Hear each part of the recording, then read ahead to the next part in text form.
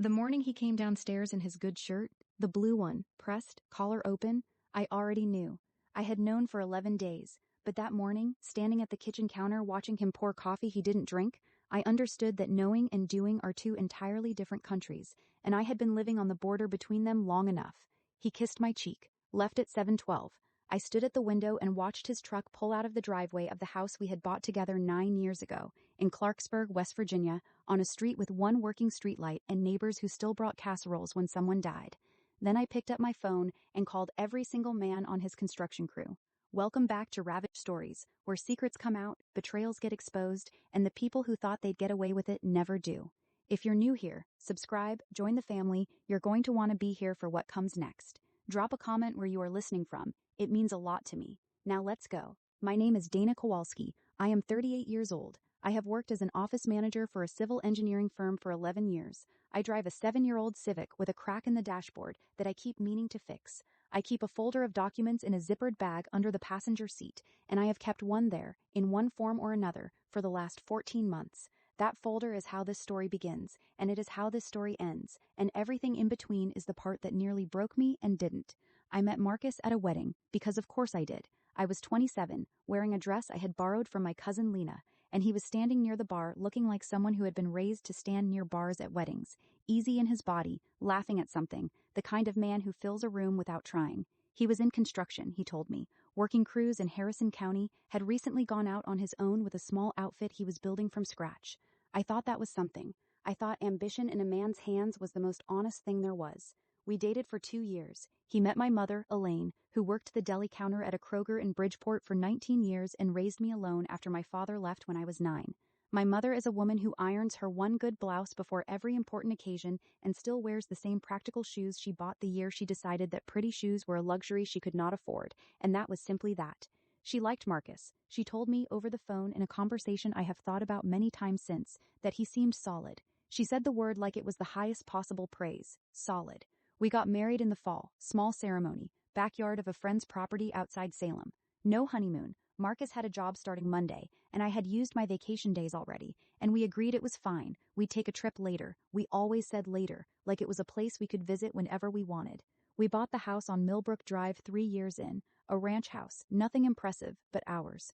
Marcus's business had grown by then. Kowalski Construction, 6 full-time crew members, a contract with a commercial developer in Bridgeport that had kept them steadily busy.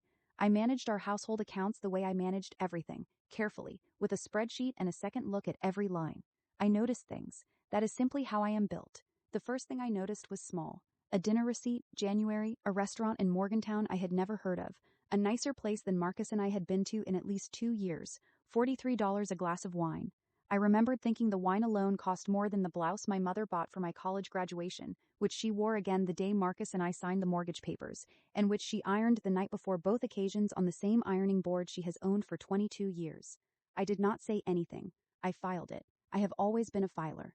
By March I had a pattern. Not proof, not yet. Just a shape of absences and explanations that did not quite line up the way explanations should. Late nights with a vagueness that had no texture to it. Client dinners that never produced clients, a new habit of putting his phone face down on every surface, a man who once left his phone unlocked in the bathroom for the entire duration of a shower, now sleeping with it on his side of the bed, plugged in, screen timed out to 30 seconds. I am not a jealous woman by nature. I want to say that clearly. I had no interest in constructing a crisis from small imperfect data, but I am, as I said, a filer. And what I was filing had started to form something that looked less like coincidence and more like architecture. In April, I called an attorney. Her name was Renata Osei. She practiced family law in Clarksburg, and when I walked into her office, a second-floor suite above a tax preparation place on Main Street, I had the thin folder with me, 2 receipts, a screenshot I had taken of a name appearing twice in his call log on days he said he was on site. Nothing actionable. She looked at it the way a doctor looks at an X-ray before they have the full picture. She said, "Keep going." She said, "If this is what it looks like, you are going to want documentation before he knows you know." She said the word equitable distribution the way you say the rules of a game before you agree to play it, so that there is no confusion later about what counts. I went home and I kept going. The folder under my passenger seat started as the thin manila folder I had brought to Renata's office. By June, it had a rubber band around it. By August, it had a zippered cloth pouch I bought at a dollar store on the way home from work, because it had outgrown the manila folder and I was not keeping it in the house. What I found methodically and without any sense of triumph at all, because finding what I found meant it was real, and real was the thing I had been hoping to disprove. Her name was Cassidy. She was 26 and worked in marketing for a firm in Morgantown. She was not relevant to me as a person. I want to be clear about that. She was relevant to me only as a fact, the way a leak in a foundation is a fact. You don't take it personally, you deal with it structurally, and you figure out how long it has been there and what it has damaged. From what I pieced together across those months, it had been there approximately 14 months before I began looking, which meant it started when Marcus and I were, by any outward measure, fine. The folder grew. Phone records I had legal access to because we shared a family plan. Business account statements I had legitimate access to because I had been co-listed on the LLC operating account for tax purposes since we opened it. Nothing I obtained through any means that was not entirely within my rights as his wife and as a co-signer on every financial instrument associated with Kowalski Construction. What those statements showed me, with Renata's help, was that Marcus had begun routing personal expenses through the business account at a rate that had been climbing steadily for 8 months. Dinners, a hotel stay in Pittsburgh in February, 2 nights, midweek, billed under a client account that did not correspond to any contract in the system I could identify. A weekend in Morgantown that appeared in the business ledger as equipment rental.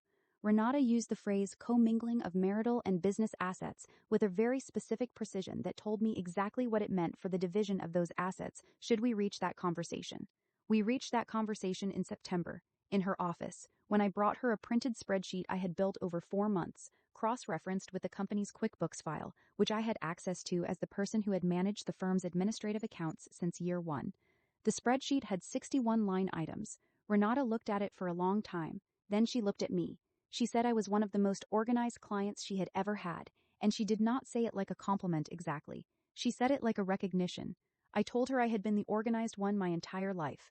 I told her I was the daughter of a woman who kept every receipt in a shoebox, sorted by month, because when you do not have money to spare, you track every dollar like it matters, because it does. My mother tracked dollars on a deli counter salary and put me through 2 years of community college and 1 year of a 4-year program before I transferred and finished on loans and part-time work. Organization was not a virtue in our house. It was survival infrastructure. Renata nodded. She said, "We are going to be ready. But here is the thing about being ready. Ready is not the same as prepared for the moment it becomes real." That moment, for me, came on a Thursday evening in October. Marcus was out. Client dinner, he said, and I was sitting in the kitchen with my laptop open, running through the month's household figures, when my phone buzzed with a text. Wrong number, I thought at first, and then I read it. It was from a contact saved in his phone as CH Materials, which I had seen in the business account and assumed was a supplier. It was not a supplier. The text had been forwarded to me by accident, one of those moments of human error that changes everything. 2 sentences. The second one was, "Tell her soon, I can't keep doing this." I sat with that for a long time, long enough that the kitchen got dark and I had not turned a light on. I just sat there in the dark with my phone face up on the table, reading 2 sentences, understanding that 11 months of quiet, careful work had just been handed a deadline from the outside. I called my mother. She answered on the second ring the way she always does, a little breathless, as if she had been waiting.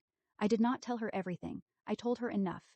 She was quiet for a moment, and then she said, in the particular voice she uses when she has decided something, "What do you need me to do?" I told her I needed 3 more weeks. She said, "I'll be here." I called Renata the next morning. I told her about the text. She said we needed to accelerate the timeline and that I should not, under any circumstances, change my behavior at home. She said, "You are still the woman he thinks he knows. Do not give him anything different to look at." I did not. For 3 weeks I made dinner and asked about his day and slept on my side of the bed and did not once look at him in a way that would have told him anything was different. I was not performing. I was completing something. There is a difference. During those 3 weeks, Renata filed a formal legal memo documenting the marital asset exposure represented by the business account commingling. She cross-referenced it with West Virginia Code Section 48-7-101, which governs the classification of marital property, and with the operating agreement of Kowalski Construction LLC, to which I was a party. The business, built during the marriage, with administrative labor I had contributed for years, was a marital asset. The commingled personal expenses had been drawn from it. The documentation existed, line by 61 line. I also, during those 3 weeks, had one very important conversation that I want to tell you about. I called Danny Rourke. Danny was Marcus's foreman, had been with him from the first year, a quiet man from Shinston who drove a truck held together by determination and knew every one of the crew by name and by whatever was going on in their lives at any given moment. Danny was the kind of man my father should have been, is the clearest way I can describe him. I had known him for 6 years. He had been at our wedding. He came to the dinner we hosted every Christmas Eve. I told Danny what was happening. Not everything, enough. I told him that I needed to move out of the house on a specific day, that I would need help, and that the day was going to be a Tuesday when Marcus was scheduled to be at a commercial site in Bridgeport from 7 in the morning until at least 4 in the afternoon. Danny was quiet for a moment. Then he said, "What time do you need us there?" I said 7:15. He said, "We'll be there at 7. I want to pause here and tell you what it meant to me that he said that. Not because it was dramatic, because it was not. Because Danny said it the way people who come from the same place you come from say things they have decided, simply, without requiring it to be a moment. My mother says things that way. My cousin Lena says things that way. The people I grew up with, who ironed the one good thing they owned before the event they weren't sure they belonged at, they say things that way, without requiring applause for the decision. The Tuesday came. Marcus left at 7:12. I had watched the clock for 3 weeks, learning exactly how long his morning routine took, and it ran exactly as it always had, down to the coffee he poured and didn't drink. He kissed my cheek. I did not flinch. I watched his truck pull out and I stood at the window for exactly 30 seconds, and then I turned around and picked up my phone. Danny and 5 of the crew arrived at 7:17. They had a truck. I had already packed everything that was mine, and I mean mine specifically, documented. I had a list. Over the previous 10 days, 1 box at a time, carried to my mother's car during her Saturday morning visits, which Marcus had always used for golf, and driven to a storage unit in Clarksburg I had rented in my name 3 weeks prior. What remained in the house, on that Tuesday morning, was the furniture I had a legitimate claim to under West Virginia's equitable distribution framework, the household goods I had purchased or received as gifts, documented, receipts where possible, and my personal effects. The crew moved it in under 2 hours. I timed them on my phone. 1 hour and 49 minutes to empty what 9 years of marriage looks like when you have pre-sorted and pre-labeled everything and have 6 motivated men who are faster at moving things than anyone has any right to be. There is one moment from that morning that I cannot leave out, even though it has nothing to do with the legal structure of what happened. At some point around 9:30, one of the younger crew members, a kid named Trevor, maybe 22, enormous, never says more than 4 words at a time, came through the kitchen carrying my grandmother's rocking chair, which weighs approximately nothing, but which he was carrying like it was the most important thing in the building. He had wrapped a moving blanket around it. He had secured the moving blanket with packing tape. He did this himself, without being told. He did not say anything. He just carried it out and put it in the truck. And when I walked past him on the way back in, he nodded once, the way people do when they want you to know they understand what they're doing without making you have to acknowledge it. I have thought about that nod probably more than is reasonable. By 11:45, the truck was loaded. The house on Millbrook Drive was not empty. Marcus's belongings were untouched. The furniture that was his alone was exactly where it had been, but it was clearly, unmistakably, half gone.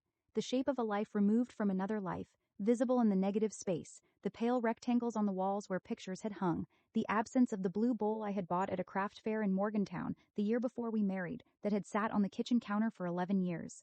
I had called a locksmith the week prior and arranged for a same-day change. He arrived at 11. He was done by 11:20. I held the new keys in my hand. Then I called Renata, because there was one more thing. She arrived at noon, in a blazer and low heels, carrying the folder, the real folder, the full legal folder, the one that had started as my thin manila collection and had grown, in her office, into a documented case. She handed it to me. I put it on the kitchen counter, which still had Marcus's coffee maker on it, and nothing else. I had one more thing to do, and I did it standing in that kitchen. I called Marcus's cell. He answered on the 3rd ring, the way he always does when it's me, a slight pause before the answer that I had once thought was just phone lag and now understood was something else entirely. I told him he needed to come home. He said he was in the middle of something. I said I know. Come home anyway. He arrived at 12:58. I was standing in the driveway. The moving truck was parked at the curb, loaded, back door closed. Renata was standing 3 feet to my left. I was holding 2 things, the keys to the new locks and the keys to the moving truck, which I planned to drive to the storage facility and return. He pulled into the driveway, got out of his truck, looked at me, looked at Renata, looked at the truck, looked at the house, at the door, at the windows. I watched him take inventory of the absence. It took him a moment. He is not a slow man, Marcus. He reads rooms quickly, always has. It is a useful skill in his line of work. But this particular room took him a moment. I think because it was the last room he expected to have to read. He looked back at me. He did not say anything. That surprised me, honestly. I had prepared for several versions of this moment, including the loud ones, and the version I got was the one I had not entirely planned for. The absolute silence of a man who has just understood that the thing he thought he was managing has already been decided without him. Renata spoke first. She introduced herself by name and bar number, the way attorneys do when the introduction is itself part of the record. She told him she represented me in this matter, and that she was serving him with the documentation currently on the kitchen counter, which he was welcome to retrieve. She told him that the locks had been changed and that the property question would be resolved through the court process now initiated. She told him, in the calm, flat voice of someone who has done this many times, that she would be in touch with his attorney, assuming he retained one, and that he had been provided with a copy of the asset documentation.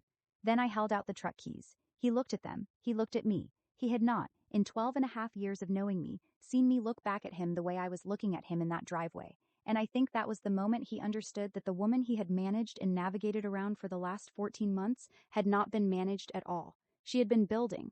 I said, "Everything on that truck is mine, documented. You're welcome to contest anything you find on the inventory list. It's on the counter with the other papers." I put the keys in his hand, not dropped, not through. Put them in his hand, fingers meeting palm, the way you hand someone something they are now responsible for. Then I got in my Civic, the one with the crack in the dashboard. I drove to my mother's apartment in Bridgeport. She was standing at the door when I pulled up, in her housecoat, and when I got out of the car, she did not say anything either, because we are, the two of us, people who do not always need words for the big moments. She put her arms around me in the doorway, and I stood there for a minute. Then she made coffee, and we sat at her kitchen table, which is the same table I did homework at as a kid, and she put her hand over mine, and her hand was, as it has always been, the hand of a woman who has worked every day of her adult life. The knuckles, the short nails, the roughness that does not apologize for itself, and that hand on mine was the first moment I let anything in my body go loose. The divorce was filed that afternoon, which was a Tuesday in November. Marcus retained an attorney within the week. His attorney was a man named Gerald, who appeared to specialize in telling people things they did not want to hear about the strength of their position, because within the first 45 days, his attorney reached out to Renata to discuss a settlement framework. The asset documentation was not contested in any meaningful way, because it could not be. 61 line items of business account commingling. A company whose value had been built, in part, on unpaid administrative labor. A thing that has documented legal standing in West Virginia family court under prior case precedent that Renata had cited in her initial filing. The business valuation came in at $412,000. The marital home, refinanced twice during our marriage, had equity sufficient to require a buyout or a sale. Marcus's attorney pushed back on the business valuation. Renata had anticipated this and had engaged an independent CPA who had worked from the same QuickBooks file I had been accessing for 6 years. The CPA's findings aligned with the spreadsheet I had built. The pushback dissolved within 2 weeks. What I received in the settlement, my share of the home equity, paid via buyout so that Marcus could remain in the house if he chose. My share of the marital business assets, calculated from the valuation. My personal property, already in the storage unit, already inventoried. The settlement figure, after negotiation, was $237,000. Renata took her fee from that. What remained was more than I had ever had in my life in one place. Marcus did not remain in the house. I found this out from Danny, who called me 3 months after the settlement closed to tell me that Marcus had put the house on the market. He had moved in with Cassidy in Morgantown. The business, Kowalski Construction, the name, the contracts, the 6 crew members continued operating, which I had not tried to prevent and had no interest in preventing. I was not trying to destroy anything. I was trying to extract myself cleanly from something that had become dangerous to my future, and I did. Trevor, the young one who wrapped my grandmother's rocking chair in a moving blanket and packing tape, texted me 4 months later. He had taken a job with a different outfit and wanted to know if I knew anyone hiring. I gave him a contact. He got the job. I know because he texted me back a thumbs up, which is the most Trevor response I could have imagined. The rocking chair is in my living room. I have a 1-bedroom apartment in Clarksburg now. The 2nd floor of an older building with 2 windows that face west and get good afternoon light. I put my grandmother's chair in the corner by the bigger window. Some evenings I sit in it and watch the light change, and I feel something that I am going to call simply mine. Not triumphant, not healed, not entirely, because that is not how things heal. They scar, they remap, they settle into a shape that is different from what you had before, and you learn to live in the new shape. But mine. My mother came for dinner last month. She brought a dish from the deli, the same way she has always brought things, practical, without fuss, wrapped in white paper. We ate at my table, which I bought at an estate sale for $60 and refinished myself over 2 weekends. She sat in the rocking chair after dinner while I did the dishes. I could see her from the kitchen, sitting in my grandmother's chair in the evening light, and she looked, for the first time in a long time, like a woman who was not worried about me. That was everything. Here is what I would tell anyone who is sitting where I was sitting 14 months ago, with a thin folder and a shape that was beginning to look like architecture. Trust the pattern before you have the proof. Not because you should act on it, but because the pattern is telling you to pay attention, and paying attention is the only tool you have before you have anything else. Get the attorney before you need the attorney. Renata's value to me was not in the final driveway moment. It was in the 4 months before it, when she told me what to document, what I had a right to access, and what the legal framework of my life actually was, because I had not known, and not knowing would have cost me. Do not perform strength when you are not strong. The 3 weeks between the text and the Tuesday, there were nights I sat in the dark in that kitchen and could not make myself move. That is allowed. The stillness is not failure. The stillness is sometimes the only thing keeping you together long enough to do the next part. And find your Danny Rourkes, every one of them. The people who answer the way he answered, simply, without making you perform your crisis for them, without requiring you to earn the help. Those people are the infrastructure of getting through things. Know who they are before you need them. I drive the same Civic. The crack in the dashboard is still there. The folder under the passenger seat is empty now. Everything in it has served its purpose and been filed where it belongs. But I keep the pouch. I am not sure I will ever not keep the pouch. Some habits are not superstition. Some habits are just the knowledge that you are a person who keeps things documented, and that knowledge is the one thing that never stopped being useful. Marcus never called after the settlement closed. I had not expected him to, and I find I do not have much feeling about it one way or the other. He was a man who made a choice and then another choice and then found himself standing in a driveway holding truck keys, which is a consequence, not a punishment. I am not interested in punishment. I was interested in my life back, in a legal and appropriate accounting of what was mine, and I got both. That is the whole of it. Here is the question I want to leave with you. If you had spent months watching something fall apart, had the documentation, had the attorney, had the plan, would you have waited for the right moment, the way I did? Or would the waiting have been the part that broke you first? I think about that question a lot. I think the waiting was the hardest thing I have ever done, and I also think it was the only reason the outcome was what it was. The women I come from, my mother, her mother, they understood waiting, not as passivity, as strategy, as the particular discipline of people who know that the only resource they have is time, so they do not waste a single day of it. If this story hit you somewhere real, you know what to do. Like, subscribe, share it with the person who needs to hear it. I'll see you soon.